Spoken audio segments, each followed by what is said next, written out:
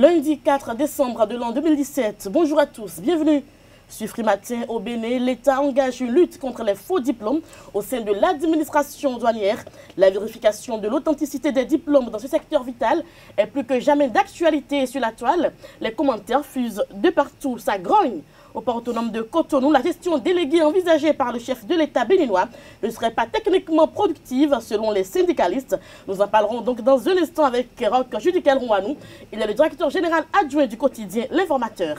Elles étaient nombreuses, les personnalités politiques aux côtés de Maître Adrien Roumbédi ce week-end et des militants du PRD pour le 4e congrès ordinaire des Tchoko-Tchoko, le financement public des partis politiques, la réforme du système partisan et bien d'autres thèmes étaient au cœur des échanges et les jeunes sont de plus en plus politiquement responsabilisés dans l'animation de la vie politique au Bénin. Un congrès qui a plutôt comblé les attentes. La une des journaux sera présentée ce matin par Kader Achirou. Bonjour. Bonjour Nadège Dion, chers amis internautes, bonjour. À la une des journaux ce jour, nous avons le 4e congrès du Parti du Renouveau démocratique PRD, le contrôle des diplômes à la douane béninoise, les inquiétudes de la Sénat au sujet des législatives de 2019 et le budget de l'État gestion 2018.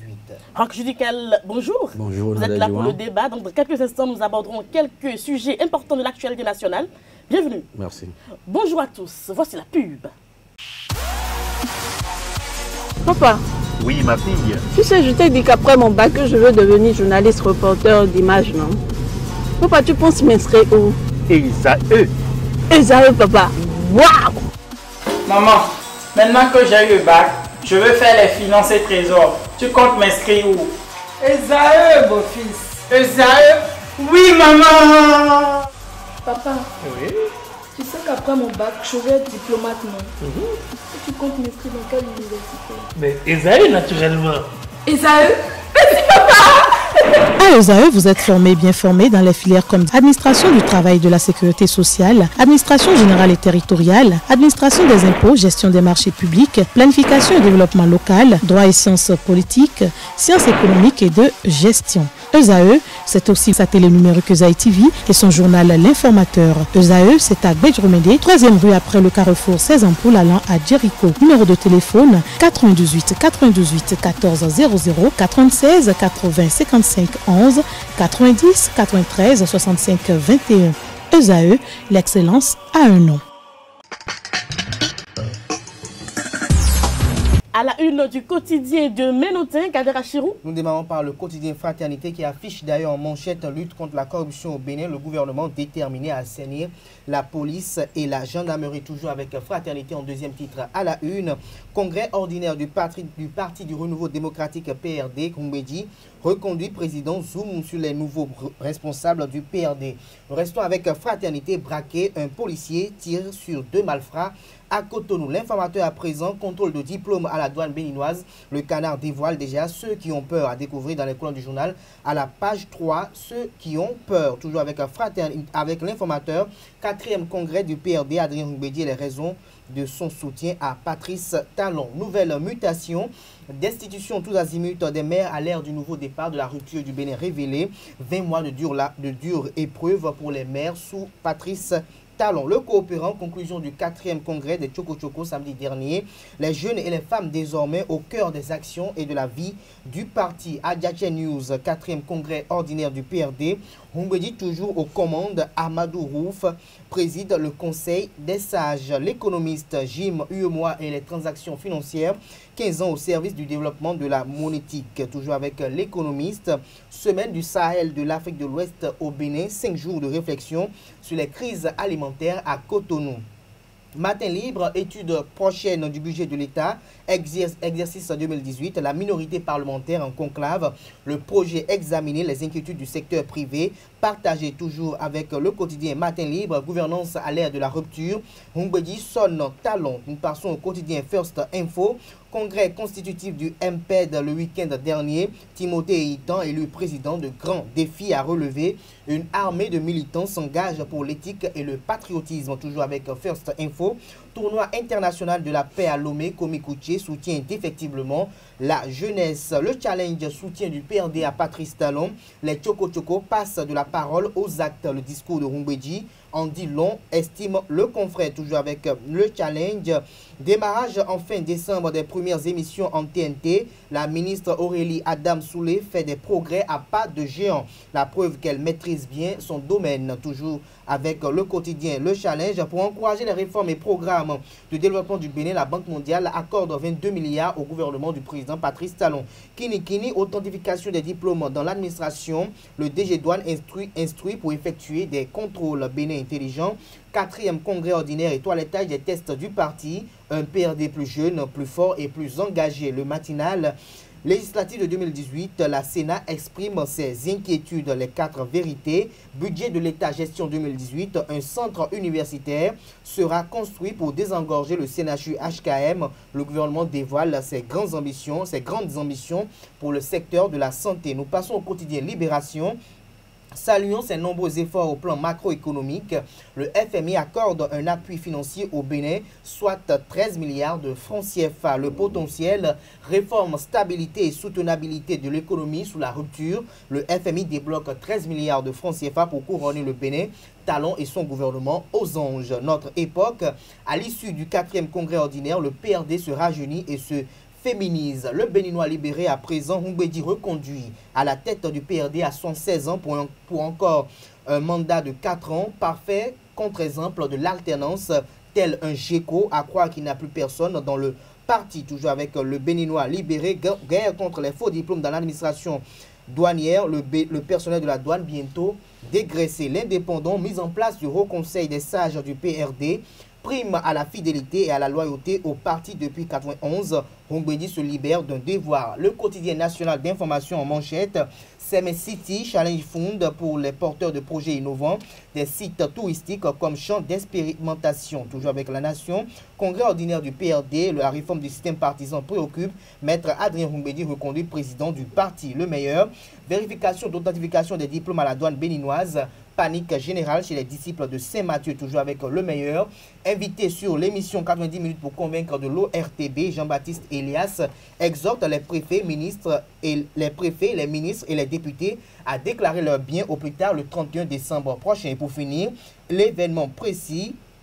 Décision du conseil de discipline du ministère du cadre de vie. Le capitaine Tréport suspendu pour 3 mois sans salaire. Merci à vous, Kader Achiro, pour la présentation de la une des journaux. On rappelle que les quotidiens sont disponibles dans les kiosques, mais aussi et surtout en ligne. Et juste après le débat, nous irons sur le stade. Nous parlerons donc de la fin des Jeux universitaires du Bénin, les Jeux qui ont été lancés le 21 novembre dernier. Nous parlerons également du match Congo-Bénin, score Congo 3, Bénin 1. Voici le débat.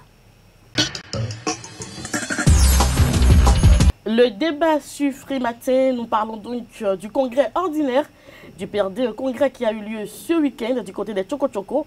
On peut dire que les promesses ont été finalement tenues. Roch Judicaël Rouanou, vous avez suivi un peu de près ce congrès. Oui, d'abord il faut dire félicitations au Parti du Renouveau démocratique du maître Adrien Rumbedji. C'est le seul parti qui actuellement, avec l'avènement de la rupture, résiste au chamboulement et au bouleversement.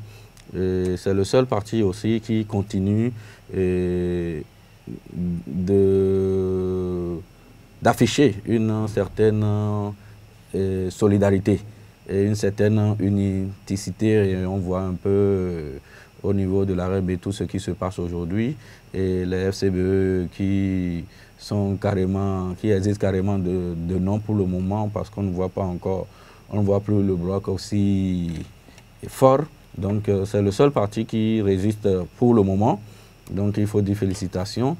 Et on a vu qu'il y a quand même eu des innovations, lesquelles il y a eu le Conseil des sages qui a été mis sur pied.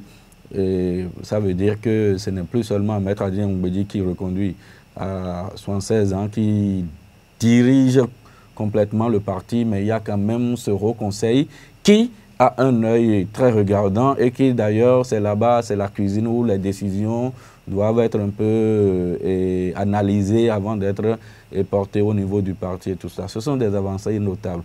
Et certains peut-être diront que le maintien de Maître Adrien Moumbédi est à la tête un hic. Et moi, je dis que c'est l'ordre normal des choses.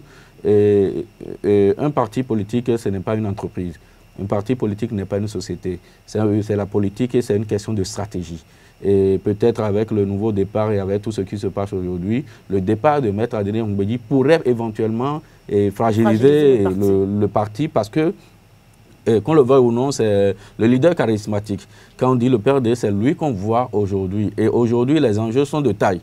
Pour que le PRD aussi commence de sitôt pas s'enliser sur la scène ou pas prendre des décisions qui, pour plaire à l'opinion publique ou pour plaire à certaines mauvaises langues, va le conduire dans le décor. Je pense qu'ils ont fait les choses intelligemment. Et c'est un parti aussi qui s'est un peu féminisé, il paraît, lors de son congrès, parce qu'il y a eu quand même des responsabilités confiées aux femmes. Et le président Adrien Moumbédi a saisi aussi l'occasion pour faire un tour de l'actualité. Il a parlé du système partisan et dit que le PRD est prêt pour la réforme. Il a parlé de son soutien au président Patrice Talon. Et ça ne surprend personne parce que depuis, au lendemain des résultats des dernières élections présidentielles, il a dit clairement, et c'est là, je note une constance au niveau de ce parti, depuis les expériences dernières, le Maître Adrien Moumbédi est un autre homme politique. Il dit le PRD a fini de faire de l'opposition. Nous soutenons ceux qui sont au pouvoir avec peut-être un regard critique d'accompagnement. Et non, comme on le dit, les gens le disent, une opposition constructive, c'est-à-dire un thème carrément hypocrite. Parce que c'est opposition, c'est opposition. Donc on a vu quand même une certaine constance au niveau de ce parti politique. Et je dis bon vent au nouveau responsable du PRD, bon vent au parti du Renouveau démocratique. Et Kader Achirou, vous avez également suivi l'actualité du week-end, évidemment le PRD avec le 4e congrès ordinaire. Vous avez suivi également cette actualité-là? Oui, il faut dire d'abord que les manifestations diverses ont été quand même à l'image de ce qu'on pourrait s'attendre, vu la communication à outrance qui a été effectuée en l'annonce de ce 4e congrès du Parti du Renouveau démocratique. Adrien Moumbédi est reconduit président, c'était quand même assez prévisible. C'est vrai que dans une gestion, dans une démarche aussi participative qu'inclusive, il a essayé de mettre en place ou de mettre sur pied quand même le Conseil des sages qui vise quand même à avoir une voix aussi prépondérante dans les prises de décision assez importantes du parti. Je pense que c'est déjà un effort déjà considérable pour que ceux qui de façon constante disent que Adrien Moumbédi doit quand même céder la place quand même à la jeune génération, ce qui est quand même important aussi et opportun actuellement, doit voir aussi les enjeux qui concourent, comme l'a évoqué Jules Kader Ouanou, parce que Adrien Moumbédi quitté du jour au lendemain de la tête du Parti pour le Renouveau démocratique, il y aura ce à quoi on a assisté en 2016 au niveau de la FCBE, où on se demandait qui va prendre réellement la relève, qui peut prendre, parce qu'il y a beaucoup de candidats, il y a beaucoup de personnes qui se croient être à la hauteur de la tâche qui s'impose, alors qu'il s'agit aujourd'hui de prendre une responsabilité assez lourde avec des décisions assez stratégiques pour quand même maintenir la maison PRD, qui aujourd'hui n'est pas un parti politique petit ou bien un petit parti politique sur l'échiquier politique national. Pour revenir aux différents propos tenus par Maître Adrien Moumbédi en ce qui concerne son soutien au président Patrice Talon, on a comme l'impression que les mots employés sont un peu à caractère versatile, parce que lorsque Adrien Moumbédi, dans son discours, n'est pas assez clair sur ce qui est de son soutien ferme au président Patrice Talon, on a comme l'impression qu'il y a déjà de remous, on a comme l'impression qu'il y a déjà des frustrations au sein du parti, ou carrément au sein quand même de celui qui représente quand même l'image du Parti du Renouveau démocratique aujourd'hui, celui qui constitue l'emblème de ce parti qu'est Adrien Moumbédi. Je pense que c'est de son devoir et c'est de son droit de rester à la tête de la présidente de son parti, qui pense que ceux qui sont jaloux, ceux qui n'en déplaisent. Je pense qu'aujourd'hui, comme je l'ai dit une fois sur ce plateau, il est temps aujourd'hui qu'on arrête les guerres de personnes avec les gens, mais qu'on puisse penser à ce qu'ils font. Je pense que déjà, le fait déjà de mettre en place ce conseil, comme je l'ai dit à l'entente de mon intervention, est déjà une décision assez lourde, parce que si c'était quelqu'un qui voulait quand même s'accaparer de tout le pouvoir au sein du parti, il voulait gérer de façon autocratique, on pourrait se dire tout à fait fait sans risque de se tromper qu'Adrien Goumbédi ne veut pas quand même laisser la main. Je pense que déjà, progressivement, avec ces différentes stratégies qui ont été mises en place, avec les nominations qui ont été faites de part et d'autre, avec les anciens comme les nouveaux, je pense que le président Adrien Goumbédi est en train de façon progressive et stratégique préparer la relève pour que cette relève soit vraiment à la hauteur et à la taille de cette charge qui l'incombe aujourd'hui dans l'arène politique et sur l'échiquier politique national. Et on a vu plusieurs personnalités aux côtés de Maître Adrien Goumbédi, notamment les ministres, également les ministres du gouvernement qui ont été présents. Aujourd'hui, on peut dire sans risque de se tromper qu'il y a quand même 2 ministres du gouvernement qui sont au sein du PRD qui sont au sein du gouvernement aujourd'hui. On peut dire également qu'il y a quand même un brassage et un amour entre les ténors du nouveau départ et ceux du PRD. Je pense qu'on espère que ce mariage, cette alliance puisse quand même porter des fruits assez glorieux, assez élogieux pour le développement commun de notre nation. Et pendant que le PRD était en congrès ordinaire du côté du nord du Bénin, on fêtait la Gani. Vous avez également suivi l'actualité là? En fait, de la Gani, il y a quelques ministres qui sont déplacés, notamment le ministre Saka Lafia et le ministre Osman Kromeki de la Culture, ils étaient accompagnés par Roubaix Bihan, donc de l'Assemblée, l'honorable de l'Assemblée nationale. Voilà, la Gani également a eu lieu. Oui, c'est une fête culturelle et chaque année nous assistons à cela. C'est l'occasion souvent pour nos hommes politiques d'aller faire... Et de montrer les forces de frappe. Oui, d'aller faire leur achalandage et d'aller exercer leur popularité. Et de profiter aussi pour négocier le suffrage des populations à ce niveau. Je pense que c'est tout à fait normal quand on parle de la politique. Ce qui est sur la fête s'est bien déroulée et on a vu les images, c'était bien, c'était beau. Les fruits ont tenu la promesse des fleurs, c'est l'essentiel. C'est vrai que c'est l'essentiel. Nous parlons maintenant de la douane béninoise avec la vérification de l'authenticité des diplômes des acteurs de la douane. Ça fait quand même un peu couler d'un cri de salive, Roch Judical Roumane. Oui, je pense que c'est une bonne nouvelle que le gouvernement, qui depuis quelque temps a décidé d'assainir les finances publiques et a décidé de faire le toilettage au niveau de l'administration publique, aille fouiller du côté des disciples de C. Mathieu. Parce qu'il y a longtemps que les rumeurs font rage, il y a longtemps qu'on entend les rumeurs de ce que beaucoup sont à la douane avec des diplômes falsifiés et beaucoup sont à la douane avec des diplômes qui ne respectent pas les galons sur les épaules.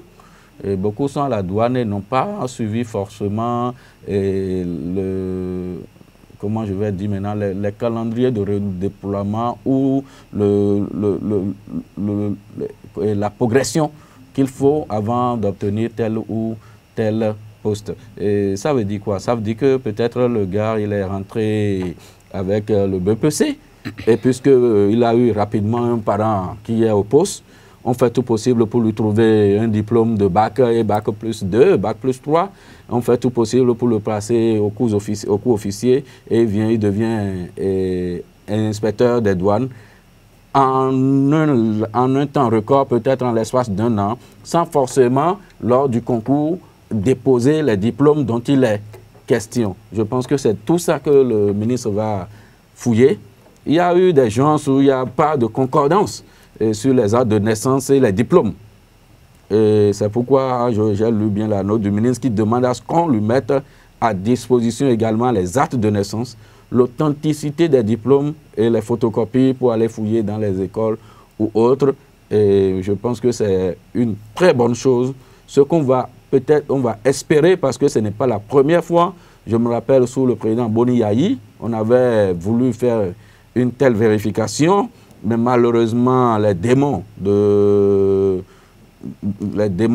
la politique, les démons du clientélisme se sont présentés en même temps, et puis cette volonté affichée du président Boni Yayi d'assainir la douane béninoise a été endiguée et l'initiative a été mise sous les verrous. Je pense que ça ne va pas être le même cas aujourd'hui où, avec toute la détermination affichée du président de la République, nous allons quand même avoir des têtes tombées. Parce que c'est un secret de polichinelle que les Béninois disposent des informations, et de vraies informations en plus, par rapport à certains même grands responsables de la douane insoupçonnés dont le parcours n'obéit pas aujourd'hui à ce qui devait être, qui n'ont pas les diplômes requis pour être au poste où ils sont, qui n'ont pas les diplômes requis, qui depuis leur début ont tout biaisé, ont biaisé leur parcours pour être à ce niveau. Ils sont déjà à la retraite, c'est tant mieux pour eux. Je pense que même si les gens ont fait du faux pour aller à la retraite, on devait les rappeler parce que l'argent qu'ils ont perçu tout au long de leur carrière, ils l'ont perçu de façon illégale. On devait les rappeler et de leur prendre tout ce qu'ils nous ont pris. Ils sont à la retraite, comment ils vont payer tout ce qu'ils ont pris? Ils vont payer. Ils l'ont pris. Ils l'ont pris. Des acteurs, si non, c'est un système. L'État, non, c'est un système de. C'est pourquoi je dis.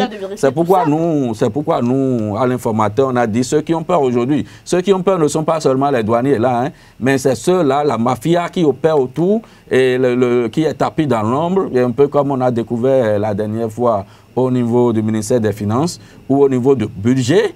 Il y a une équipe, c'est une mafia terrible. Il y a des gens qui sont au budget, des gens qui sont à la fonction publique, qui se sont entendus pour recruter eux-mêmes sous le dos de l'État des gens. Et parce que c'est eux qui ont la main pour faire les virements, ils payent ces personnes-là, c'est-à-dire ils se payent à travers ces personnes. Le Béninois est ingénieux. Si on doit mettre toute cette intelligence au service du développement, je ne pense pas que nous serions très loin. Kader Achirou. Je dirais que l'initiative quand même du gouvernement aujourd'hui est une initiative assez salvatrice, plus que salvatrice. Elle est d'une portée gandhiste. Gandhiste parce que pour la plupart du temps, on a assisté au Bénin à voir ce spectacle assez désolant de la douane béninoise, qui est d'ailleurs un secret de polichinelle de partout, où on constate que la douane béninoise est un corps qui caractérise, qui se caricature à travers un mystère, où quand à chaque concours, à chaque événement de concours, on parle même de quotas réservés aux ministres, quotas réservés aux hommes politiques qui quand même essaient de placer leurs enfants, leur progéniture, voire même leurs parents proches et alliés, quitte à ce que, parce qu'on espère, on a comme perçu pendant longtemps que ce corps est un corps où on peut aller avec un petit diplôme, ou peut-être sans diplôme, avec les affinités ou acquaintances politiques, on peut quand même se rendre dans ce corps et s'en faire plein les poches. Je pense qu'aujourd'hui, cette volonté assez affichée du gouvernement actuel et cette volonté assez affichée des dirigeants actuels de vouloir en découdre avec la corruption, de vouloir en découdre avec l'impunité et de vouloir en découdre également avec la facilité des uns et des autres à vouloir accéder aux gains faciles, est quand même une initiative qu'il faut applaudir, qu'il faut saluer et qu'il faut accompagner. En revanche, je pense que cette lutte sera une lutte assez objective. Je pense que ce combat sera assez objectif, qu'il ne s'agira pas d'un combat qui s'inscrira dans la dynamique de pouvoir régler encore des comptes politiques, parce qu'on sait comment les uns et les autres accèdent à la douane, on sait comment les uns et les autres arrivent à être douaniers, et ce ne sont que de processus issus par le passé de formation politique. Donc j'espère que ça ne serait pas encore une occasion pour la ruse et la rage de pouvoir montrer en toute autonomie son efficacité, mais plutôt une occasion de pouvoir montrer et dénicher les uns les autres les donneurs de leçons qui au fond n'ont pas réellement des diplômes concordants aux postes qui sont ou qui ne convergent pas avec les galons qu'ils portent. Ce sera l'occasion également de savoir qui sont vraiment les douaniers crédibles au sein de l'administration douanière, au sein des disciples de Saint-Mathieu. Et je pense que cette opération, en dehors de ce qui a été fait au niveau des militaires, où d'innombrables militaires ont été épinglés, je pense qu'au niveau de la douane, ça sera également le cas, parce qu'il est déjà avéré, et on peut le dire sans risque de se tromper, qu'il y en a au sein des disciples de Saint-Mathieu qui sont ceux qui sont dedans avec des diplômes fallacieux, avec des actes de naissance, des diplômes. Et je vais même aller plus loin et parler même de l'octroi des galons. Je pense qu'au niveau des diplômes, des diplômes, il faut que le gouvernement revienne encore et vérifie le parchemin de certains douaniers qui, peut-être par la bénédiction d'un directeur général des douanes, par la bénédiction d'un ministre de l'économie et des finances, ont eu à graver des diplômes, ont eu à accéder à des galons sans avoir eu le parcours recueilli, sans avoir eu le parcours, comment on appelle, sans avoir eu le parcours adéquat pour arriver à cette finalité. Je pense que à cet effet, le gouvernement a bien vu, le gouvernement a une initiative salvatrice. Je pense qu'en dehors de la douane prochainement, on arrivera aux autres corps militaires et paramilitaires pour que progressivement on puisse essayer d'assainir l'administration, pour qu'on puisse enlever les brebis galeuses. Vous imaginez, vous voyez des douaniers parfois qui difficilement arrivent à parler français, difficilement arrivent à écrire, ce qui est quand même assez dangereux pour notre pays, et ça n'honore pas le Bénin, s'il vraiment veut révéler le Bénin, ça n'en aura pas. Parce que ce sont les diplômes qui font la compétence, en fait. Ce sont les diplômes, comme vous le dites, ce sont les diplômes qui font la compétence. Et les dirigeants actuels font de la compétence quand même leur idéal. Et il est impératif, comme je l'ai dit dès le départ, qu'il faut qu'ils mettent fin à cette anarchie dont on assiste depuis. Moi, je pense que c'est discutable, les diplômes, la compétence, on va en reparler. Ça grogne du côté du port autonome de Cotonou. Les syndicalistes ne sont pas d'accord avec le chef de l'État. La gestion déléguée envisagée n'est pas du tout de leur goût. Roch Judicaël Nrouanou. Si je m'en tiens aux propos tenus par le chef de l'État face aux syndicats de la santé, et je dirais pour qualifier les remous au niveau du syndicat du port que le gibier est abattu. L'agonie peut être lente, mais la mort est certaine. Et il y aura un concessionnaire au port. Parce que le chef de l'État, face au syndicat de la santé, a clairement dit qu'il ne revient pas au gouvernement de discuter ou bien de requérir forcément leur avis sur les réformes à apporter à leur secteur. C'est-à-dire quoi? Parlant ainsi, il dit que c'est lui, gouvernement, c'est lui, chef du gouvernement et ses collaborateurs qui sont élus à base d'un programme de société et qui savent, qui ont demain un bilan à défendre. Donc c'est eux qui savent les politiques à mettre en place pour pouvoir avoir un bilan. Et parmi les politiques qu'eux autres ils espèrent mettre en place, il y a aussi la gestion déléguée du port pour pouvoir avoir plus de rentabilité dans les caisses de l'État et pour que le port soit plus compétitif. Les syndicats, de leur côté, estiment que cela ne serait pas plus avantageux que ce à quoi on assiste déjà. Oui. Kadrach, vous voulez parler? Si vous êtes pressé de prendre la parole, allez-y, je vais vous apporter peut-être la contradiction.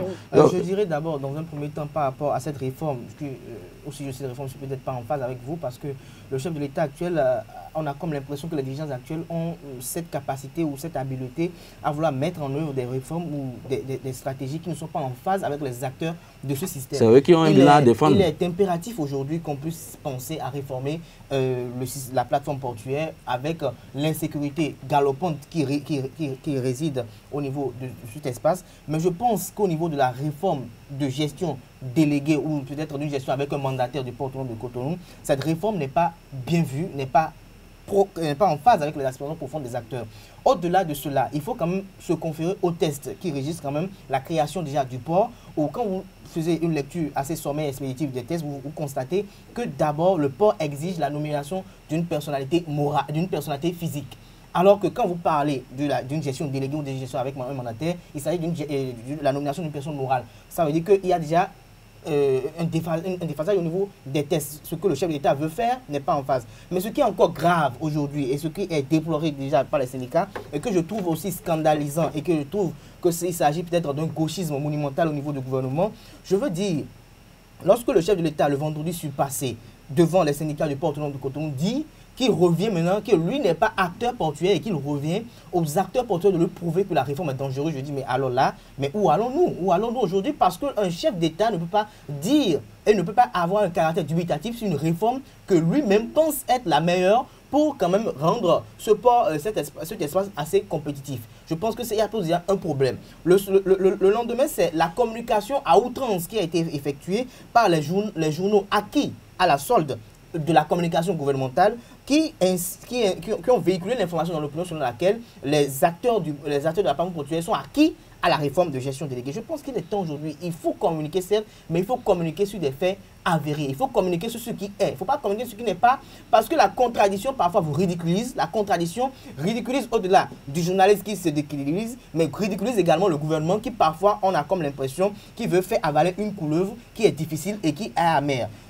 Au fond de cette réforme, quand vous pensez déjà à la réforme, et que le chef de l'État dit qu'il n'est pas acteur portuaire, alors que par le passé, il a eu à gérer le PVI, et on sait ce qui a été le PVI par le passé, on a comme l'impression que le chef d'État actuel veut essayer encore, à travers une méthode de ruse et de rage, d'installer ses copains coquins, son clan, à la tête du port autonome de Cotonou, pour peut-être se faire des intérêts, parce que quand vous déposez un mandataire ou un délégataire, qu'est-ce qui se passe en réalité? Vous le fixez un quota à atteindre, lui il a en charge la mise en œuvre d'une politique qui devra l'amener à atteindre cet objectif. Mais le problème, et ce qui est assez dangereux, comme s'insurgent d'ailleurs les acteurs portuaires, c'est que ce délégataire peut se passer du personnel déjà administratif du port autonome de Cotonou. Et peut revoir le personnel et dit que ceux qui sont là actuellement ne peuvent pas m'aider à accomplir la tâche. Et au-delà de cela, il peut avoir des exonérations onéreuses au niveau des différentes taxes parce qu'on a un objectif fixé à atteindre. Et cela va rendre encore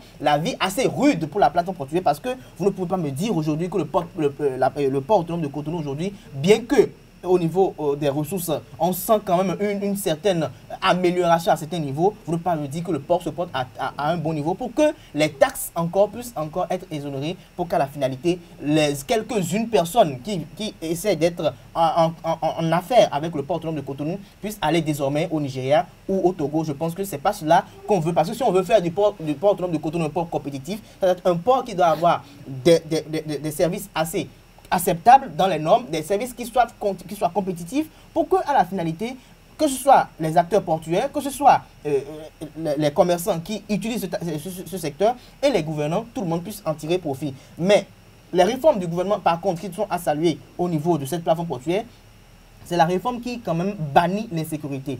Aujourd'hui, il est un secret de polichinelle de savoir que quand vous achetez peut-être une voiture, vous achetez quelque chose au niveau du port, vous avez peur qu'on vous enlève tout au niveau du port avant que même vous vous demandez si peut-être c'est pas la casserie qui va sortir. Je pense que les réformes au niveau du gouvernement qui visent quand même au niveau de l'accès au port autonome de Cotonou où tout cela est réglementé, je pense que même si le syndicat s'insurge contre cela, je pense que cela va au-delà de la sécurité du port, de la plateforme portuaire, mais au-delà de la sécurité des personnes et des biens qui sont au niveau du port autonome de Cotonou, parce que le port ne peut plus être un marché où qui veut peut entrer parce qu'on estime, parce que peut-être qu'on est au chômage, on peut rentrer au port et tout disparaît de part et d'autre. Donc pour revenir finalement à l'entame de mon argumentaire, je disais, cette réforme n'est pas bien pensée et il est impératif au chef de l'État à travers une méthode consensuelle de s'entendre avec les acteurs, les syndicats de cette plateforme portuaire pour quand même trouver une issue et penser à peut-être une autre stratégie mais qui ne soit pas celle d'une gestion déléguée ou gestion avec un mandataire parce que cela n'est pas en phase et comme je le disais tantôt, la nomination d'une personnalité morale crée déjà un conflit d'intérêts parce que le port autonome lui-même déjà il y a une personne morale, est déjà une personne morale, il y a une personne morale, donc il y aura une personne morale qui va disparaître. Je vais revenir sur trois aspects de l'intervention de M. Abdelkader Achirou. D'abord, avant de saluer les réformes sécuritaires au port, il a dit qu'on ne peut pas lui dire aujourd'hui que le port actuel tient la promesse qu'il faut. Ça veut dire quoi? Qu'il y a des quoi que ça ne va pas. Ça veut dire quoi? Ça veut dire qu'il dit aussi que le gouvernement a raison de penser à mettre en place une stratégie, quitte à ce que ça soit un mandataire pour que les choses... d'engager des réformes. Et il dit aussi que le chef de l'État a demandé aux syndicats de lui prouver que la réforme n'est pas est dangereuse. Je pense que c'est Kader Achirou, vous êtes quand même l'homme de lettres, vous êtes journaliste, c'est un figure de style. Dès que je suis sûr de moi-même, c'est une figure de style, excusez-moi. Je pense que dès que je suis sûr de moi-même, je vous mets au défi de me prouver le contraire. Ce n'est pas que le chef de l'État sait que sa réforme a une faiblesse, mais il les met au défi de lui prouver le contraire. Il sait qu'ils ne peuvent pas lui prouver le contraire. Il n'a qu'à les garder calmement, peut-être qu'ils vont finir par le prouver. Non, c'est ça, il dit, il ne refuse pas. Il dit, je vous dis de me prouver que, je vous dis de me prouver que la réforme là, elle est dangereuse. Ça veut dire que je suis à plus de 90%, à plus de 100% sûr que cette réforme, elle est salvatrice. C'est quand je suis sûr de moi-même, je dis, je te mets au défi de me prouver le contraire. Donc le chef de l'État n'est pas du tout incertain de sa réforme, il est très sûr de lui-même. C'est pourquoi elle a dit, je vous mets au défi de me prouver que la réforme, elle est certaine. Vous avez dit que les tests du port, écoutez, nous sommes dans un monde où il y a un perpétuel changement. On ne peut pas dire qu'à l'état actuel, on va mettre les choses, on va tenir les choses rigides, on ne va jamais évoluer. Non, nous ne sommes pas des imbéciles. Si on sent que le port, malgré tout, on a vu les milliards de MCA injectés là, et si à l'arrivée on voit qu'on n'a pas les résultats escomptés, on peut penser à une autre forme de gestion. Et je peux vous dire que le personnel en place au port actuellement, c'est un personnel qui se fout royalement de ce qui se fait. Il y en a qui sont consciencieux. Il y en a qui sont consciencieux du travail. Il y en a qui sont consciencieux du travail, mais il y en a qui ne foutent carrément rien. Vous avez des factures au port, ça fait 2 ans, ça ne sort pas. Allez-y, allez voir les prestataires du port. Ce matin déjà, on est au dernier mois de l'année. Les gens s'allongent Les gens challengent, vous allez dans d'autres secteurs, les gens ne savent pas. Ceux qui travaillent réellement au port, ce sont des gens qui sont à des postes techniques. Mais au niveau du personnel, il faut quand même qu'ils sachent aujourd'hui, parce qu'il y a des gens qui disent, je suis à peu, je m'en fous. Je peux aller au boulot, je peux venir tard, il n'y a pas de cahier pour contrôler ma présence, il n'y a rien et des gens se foutent. Il n'y a que ceux qui sont à des postes vraiment stratégiques, qui sont tenus par des résultats, qui sont tenus par la responsabilité, qui sont là et qui y vont. Ça veut dire quoi? Il y a aussi des agents conventionnés, des gens qui, à un moment donné, dès que le contrat est signé, et dès qu'ils rentrent dans un système de CDI, et ils se foutent royalement du travail et des résultats. Je pense que si le mandataire doit les amener, ce que j'aurais demandé peut-être au syndicat du port, c'est d'aller s'asseoir avec le gouvernement, c'est de négocier avec le mandataire pour que personne ne perde son job. Mais on sait comment ça finit, on a vu un peu dans le cas... Mais qu'on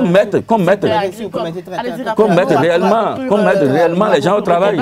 Je dirais que cette euphorie que vous avez évoquée, quand même, elle est relative en fonction de votre position. Il n'y a pas de position qui tienne, il n'y a que des analyses.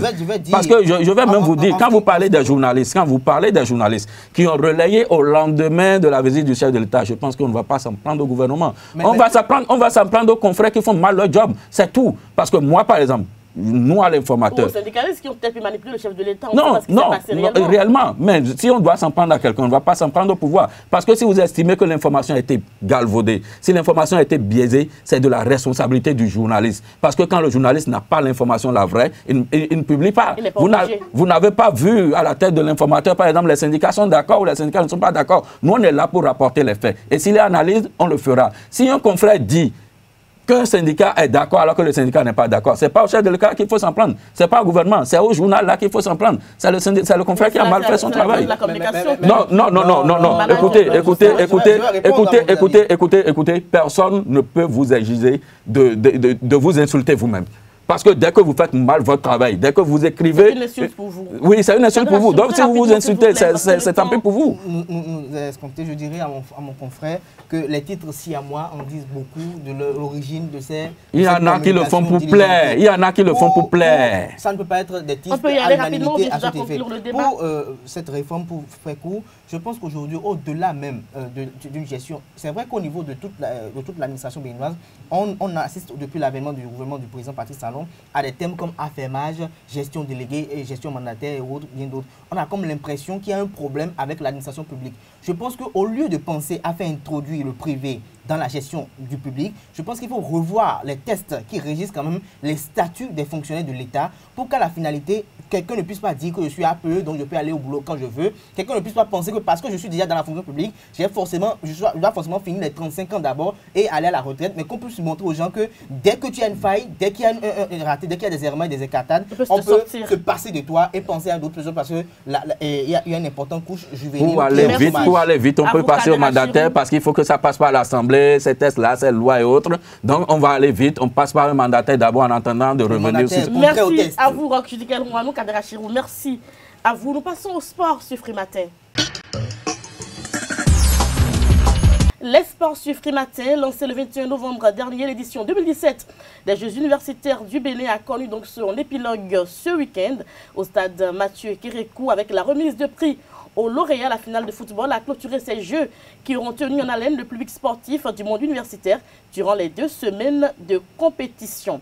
Alors, les équipes lauréates dans chaque discipline, dans le foot, l'équipe championne, c'est bien l'INJEPS, l'équipe vice-championne, Université d'Adra, et puis dans le basketball, l'INJEPS tient également la tête, vice-champion ensemble sportif des étudiants, handball, champion Université d'Abomey-Calavi, vice-champion INJEPS. Donc, voici les résultats donc de ces Jeux universitaires qui se sont clôturés plutôt en beauté du côté du stade Mathieu Kérékou. Nous reviendrons plus en détail sur les grandes actualités sportives du week-end dans notre grande édition du journal prévue pour 19h sur Esaü TV. Merci à tous et à toutes pour l'attention. Très bonne journée en compagnie des programmes de Esaü TV. Portez-vous bien. Au revoir.